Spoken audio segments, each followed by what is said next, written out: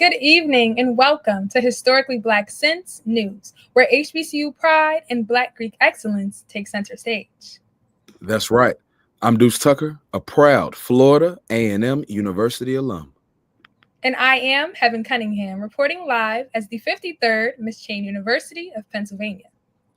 Tonight's lineup is packed. We've got an HBCU football showdown you don't want to miss, some historical moments, and an important farewell to a trailblazing program. Now let's get into it.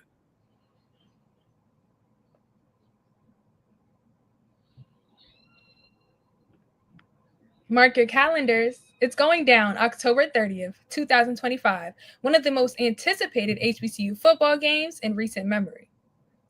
Norfolk State University, now under the leadership of NFL legend Michael Vick, is facing off against Delaware State University, coached by another NFL great and former teammate, Deshaun Jackson.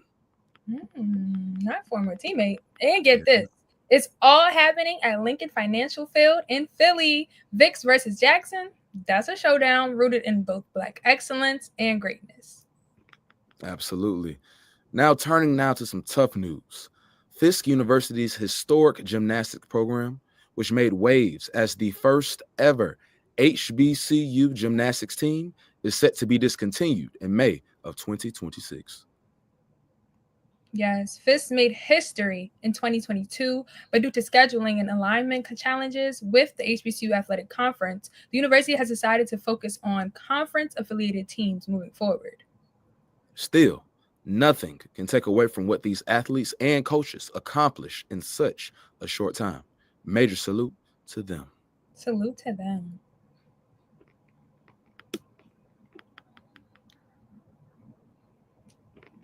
Yes, Now, to Cobb County, Georgia, where history was made last week.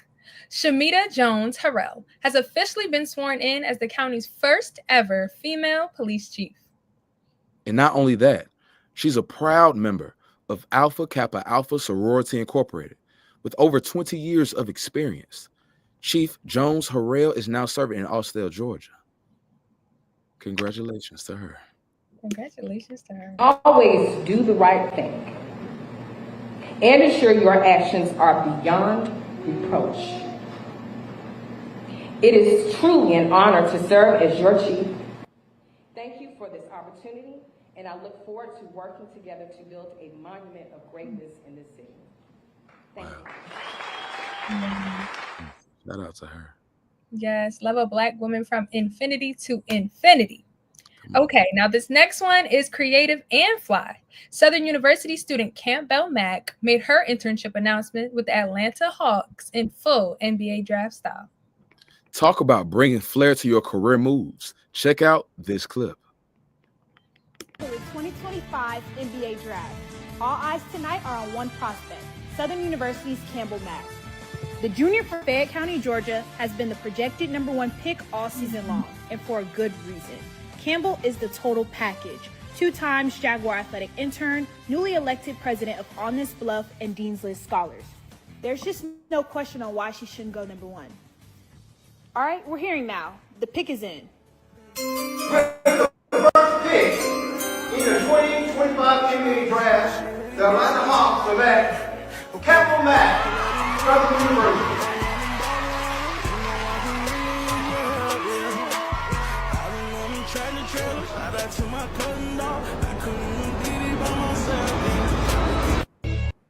I'm not gonna lie, this live. That's pretty cool. Absolutely. Shout out to that young lady. But next up, we give flowers to a queen. North Carolina Central University alumna, Miss Elaine Brooks, just turned 100. Yes, 100 years old. Wow. And she's not just any alumna. Miss Brooks is an 81-year member of Delta Sigma Theta Sorority Incorporated. She even charted 2 chapters in her lifetime. Not 1, but 2. Chapters. Now, you all check out this heartwarming celebration as the Oxford Henderson chapter honored her, the only living charter member. Legacy looks like this. I want to reintroduce you to Mrs. Elaine Brooks. We first told you about Mrs. Elaine back in February when she celebrated her 100th birthday. Well, now she is celebrating another major milestones. She is a member of Delta Sigma Theta sorority, and her is not only her chapter, but the Oxford Henderson alumni chapter, celebrating their 80th anniversary. She is the only surviving founding member of the chapter. So a big congratulations to her and her entire chapter. All right, so congratulations are in order tonight. Wow, that is beautiful. We love a legacy. Very much so. Now, for some summer motivation for all of our students and a quick mental health check-in to every student scrolling through social media this summer, wondering, why don't I have a fancy internship lined up? Take a deep breath and know that it's okay. Seriously, comparison is the thief of joy. Your path is your own. Use this summer to rest, recharge, explore, maybe even volunteer or work on your goals at your own pace. Amen. Your season is coming. As a mental health club president on my campus, I can assure you, do not stress the timeline. Just stay ready so you don't have to get ready. I couldn't agree more. Now let's end on some serious inspiration. Former Miss USA Deshauna Barber delivered a powerful speech at Claflin University's 2025 commencement. Yeah, she spoke about the importance of surrounding yourself with people who believe in your vision. I know I was inspired. Let's watch the clip. To protect our dreams and goals, because when you are on a path to something great, your environment and who you surround yourself with can make or break the spirit of your ambitions.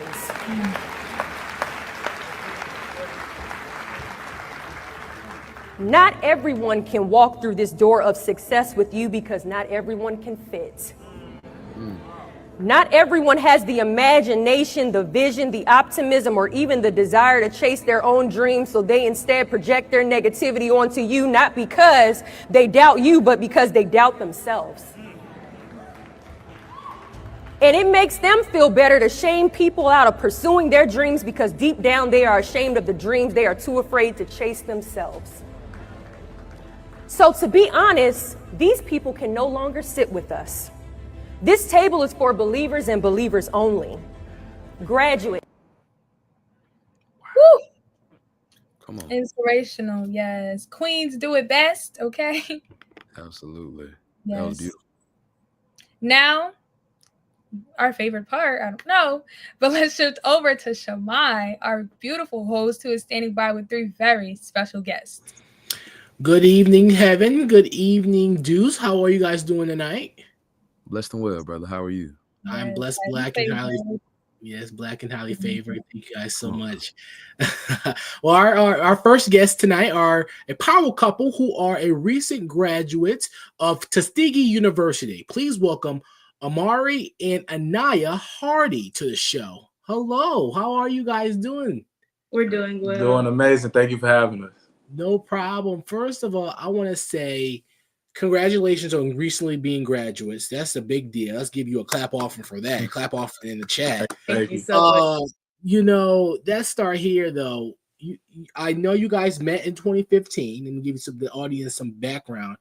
And in 2018, Mr. Hardy, you were the guy, you were the aggressor to ask her to be your girlfriend, right? Yes, sir. What did you find in her for you guys to get, or what you guys find in each other to be a couple? Right. So at that time, that was my 16th birthday around that time. And so I felt like I was starting to become a man, you know, understanding where I wanted to kind of take my life in the next step as I was kind of getting into high school and working my way through high school.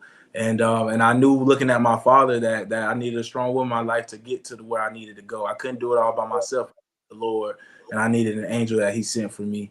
And so I just, ever since, it was always in my life. My parents have always been married.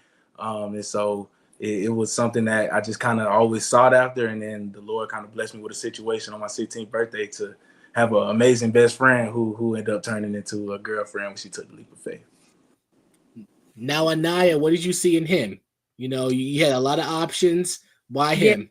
Life was crazy, but I saw a strong black man. I saw somebody who was confident in themselves. I was around a lot of men who wanted to be in the streets, wanted to do the cool stuff and move around, but I saw a man who could stand up for God and who could show up for church every Sunday and really tell what he wanted in life, and that was me. And so that's what stuck with me.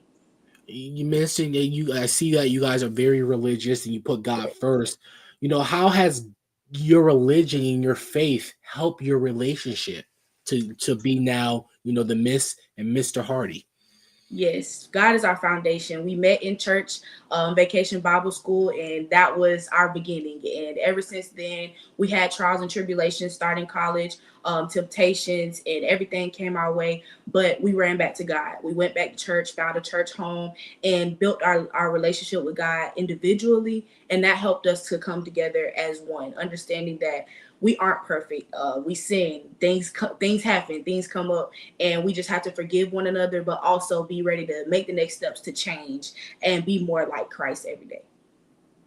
I know you guys, served as president and vice president of SGA over as your institution. How did that work out? So you guys served at the same time, correct? Yes, sir. How did that work out? How did you manage working with a lot of people cannot work with their spouses? So how did that work out? How did you guys separate, personal life to professional while serving your institution? Talk about that. Definitely. And while at the same time of serving our institution, we opened our first business together, a catering business. Wow. In Tuskegee, Alabama. So definitely, like you saying, how can we manage both while still making sure we put that side to the side, time to the side for each other. And so basically all I can say is that we had to ensure that we putting each other first as a priority every day as we wake up. Yes, we got to go to the meetings. Yes, we got to make these plates. But first things first, are you okay? Are you waking up? Are you happy? How does your back feel? How's your spiritual level today? How much work do you have to do? Do I need to go cook and go to the meetings while you stay home and study to make sure you pass that test to protect your mental health?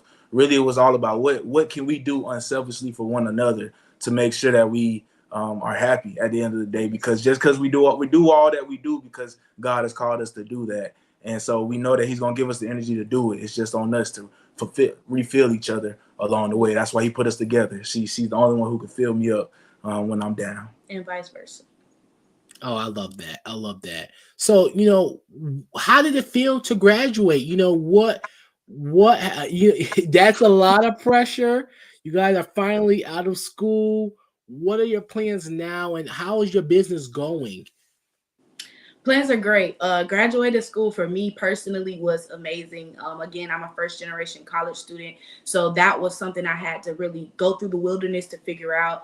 And so being on the other side and heading to our next steps here, I'll let Amari tell you about our next steps, but it feels like a weight is lifted and we're heading into generational wealth and lineage. Yeah, so our next steps is we'll be heading out to Dallas, Texas, leaving the country life for another country life. Right down there from Tuskegee, Alabama to Dallas, Texas. I'll be working as a tax fellow with PwC and attending master's school, getting a master's in management, accounting, analytics concentration. And Anaya will be. I'll be pursuing studying for my MCAT, and then I'll be headed off to medical school. Oh, God bless you. Yes. God bless you. Thank you. Before we let you go, I want to say the importance of a HBCU love story. A lot of people go into college freshman year saying, I want this HBCU love story, right? I want to have that. And sometimes it doesn't work out. What is your message to people to have that type of confidence and faith, to pursue Black love while being in college at an HBCU? Yep. I'll definitely say the confidence comes from God. We always revert to him, and understanding that a man or a woman doesn't validate who you are and whose you are. So understanding that God has you and he has your back, knowing that he'll lead you to the love when it's ready, when you're ready in your inside. Tamla Man said, you write down a list of things and you become what you want to see in your man or your woman. And once you become those things, God has prepared you to go out and find that man or that woman. And so I always encourage people to find it in yourself, to know that you are ready for your spouse. I couldn't agree more. That was really well put. I would say, just kind of from a guy's perspective, you just have to make sure. Ooh, I'm sorry. Can you repeat one question one more time? If the producer to put me on the screen, what what's your message to now? I guess she said it for the female perspective, but from a guy perspective who wants a HBCU love story, Okay. it's kind of hard for him to find it, going in as he navigates college. What's your message to that guy, to that young man in college?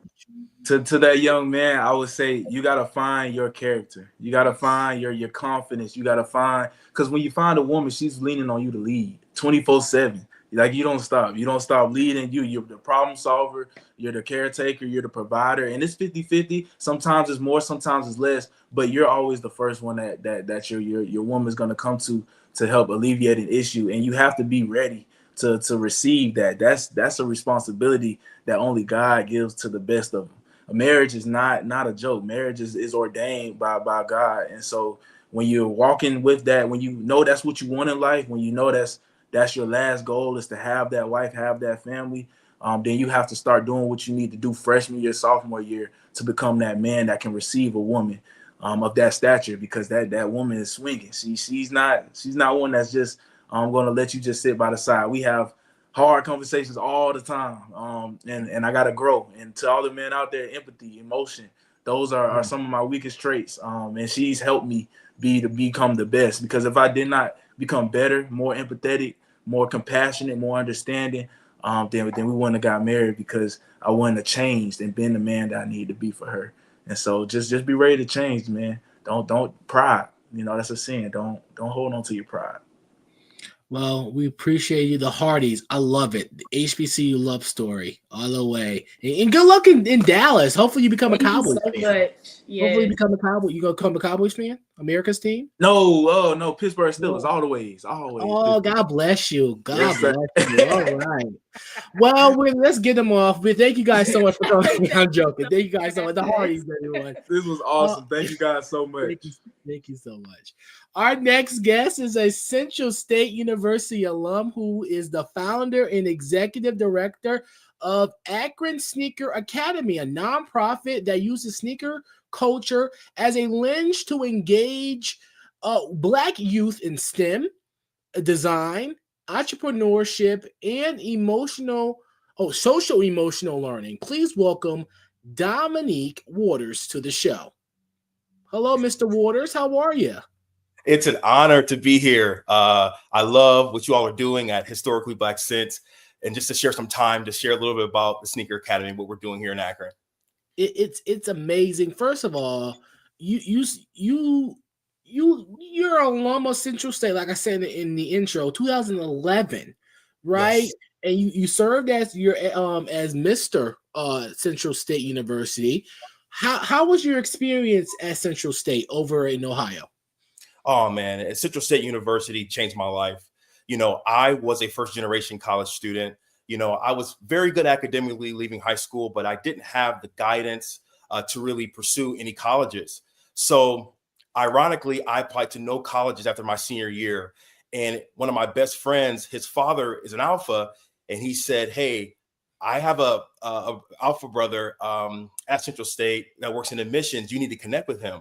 So it was over that summer after I graduated that I took a tour of Central State University, and I was offered an academic scholarship, and I auditioned for the choir because I have a background in music, and I was accepted. So I have a very non-traditional path, but Central State University is the only school for me. It was the only school for me. My time there, I started off as a freshman from Akron, not knowing anybody. I tried to get on the rural court my freshman year as Mr. Bronze, but I didn't win. But I was able to escort one of the seniors. So I got on and I was able to acclimate quickly in leadership. That turned into being a resident advisor. That turned into being a student trustee. I was a soloist in the choir. And then by senior year, I was Mr. Central State University. So I discovered my leadership voice at Central State, and which has propelled me through my work that I do today.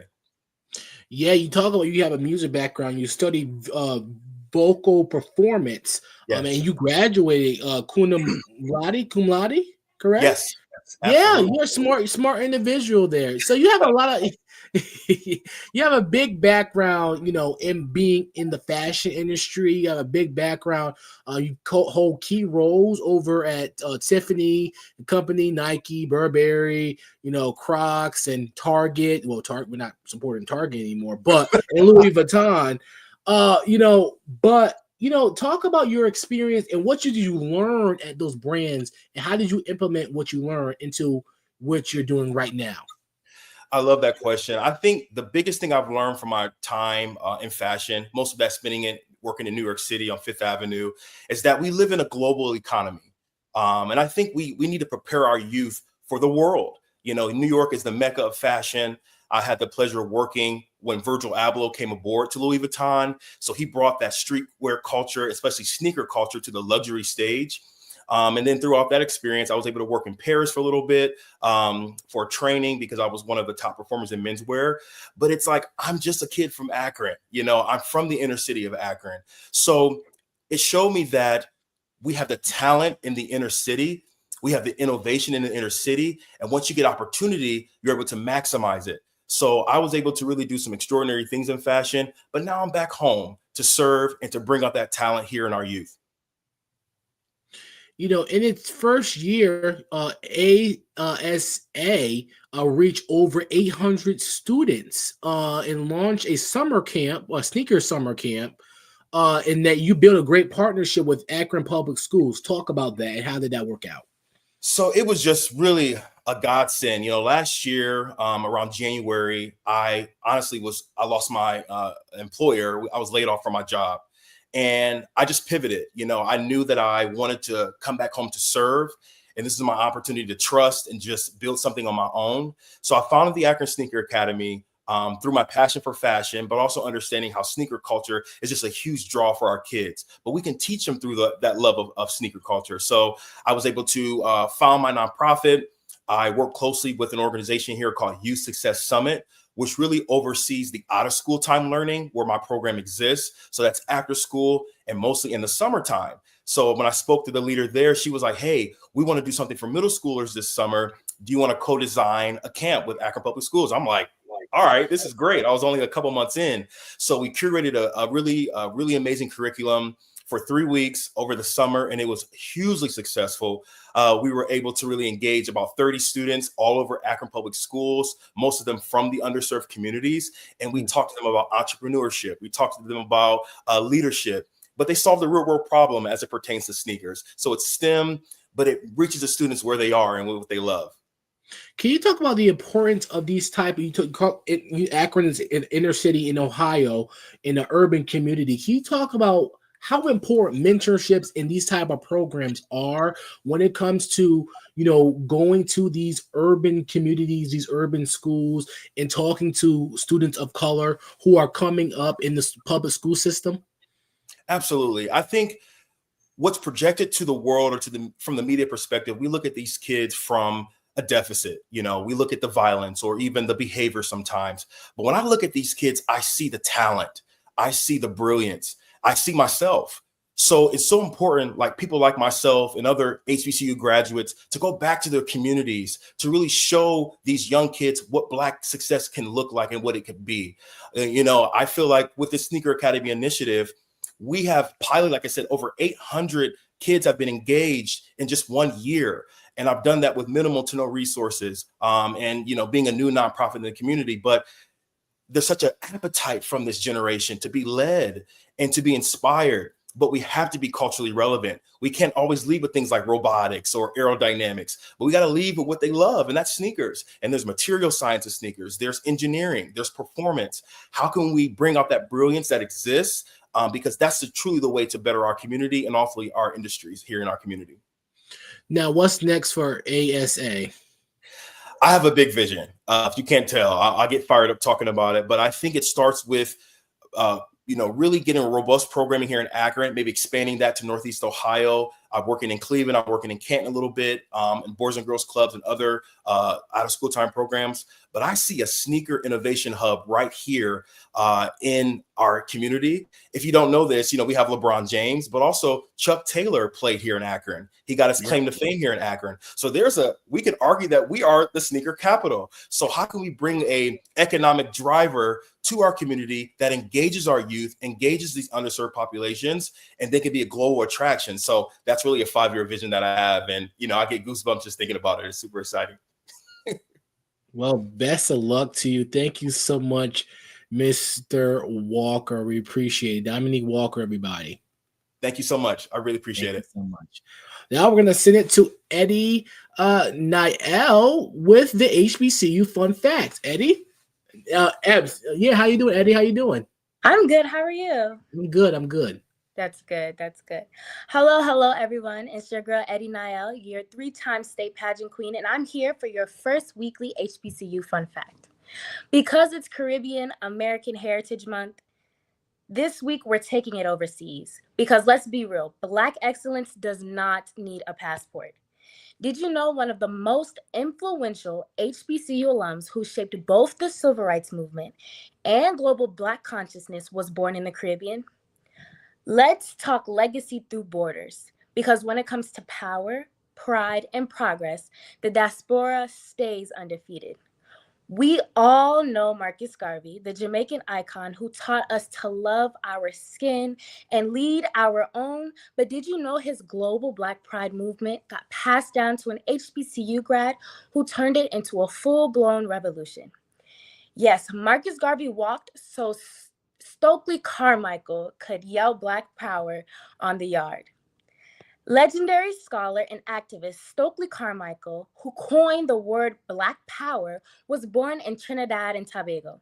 He graduated from Howard University, so yes, Caribbean plus HBCU equals movement. Carmichael led sit-ins, he challenged racism on and off of his campus, and became chairman at SNCC. Then he dropped a bombshell on the civil rights movement, saying what we need is Black Power, coining and starting the Black Power. Garvey's Back to Africa's movement pushed for Black economics, empowerment, global unity, and pride, decades before it was trendy. His work laid the foundation for civil rights movement, and he traced his impact through HBCU students' protests, Black Studies Department, and Afrocentric pride today. While Carmichael connected American civil rights struggles to global liberation movements in Africa and the Caribbean, inspiring generations to think globally and act boldly. And if he did it all with his HBCU degree in his back pocket. Caribbean-born HBCU alums like Carmichael show us that Black excellence is borderless. From Howard's campus to the streets of Ghana, he sparked change that still echoes today. From Garvey's unapologetic pride to Carmichael's fearless activism, Caribbean roots and HBCU brilliance always has been linked. And today, you still see it in the flags of homecoming, in the patois in the classrooms, the pride in every step, making your grandmother's jerk chicken recipe in your dorm kitchen. Just know that you are continuing and living a legacy of international Black brilliance. Know a Caribbean HBCU legend in your family or community? Tag us and tell their story. We are giving them flowers now. And that's your HBCU Gem of the Week, sending it back to Deuce in Heaven. Keep shining, keep learning, and I'll see you all next week. Thank you. Well, that absolutely was the gem of the month. Thank you so much for that. Now, thank you to Shamai, our amazing guest, and Eddie Niel for dropping the fun fact. That wraps up another impactful night here at Historically Black Sense News. Yes, Caribbean Queen, stand up. But yes, keep showing love to our HBCUs. Stay inspired. And remember, we are the culture. We are the legacy. Now, we'll see you next time. Same energy. Stay Black and stay brilliant. Good night, fam.